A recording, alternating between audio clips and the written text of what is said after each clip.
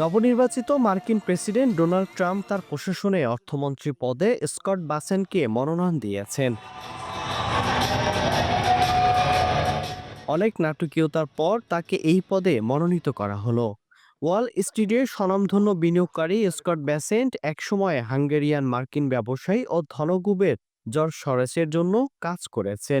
2024 সালের প্রেসিডেন্ট নির্বাচনের প্রচার কাজে শুরু থেকেই ট্রাম্পকে সমর্থন জুগিয়েছেন তিনি।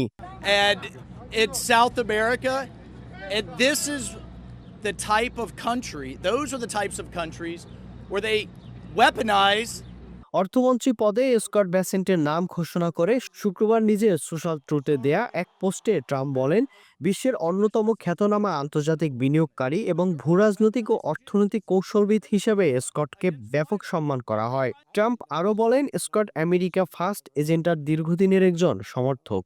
আমার নীতিগুলো সমর্থন করার মধ্য দিয়ে তিনি যুক্তরাষ্ট্রের প্রতিযোগিতামূলক মনোভাবকে এগিয়ে নেবেন এবং অন্যান্য বাণিজ্য ভারসাম্যহীনতা বন্ধ করবে।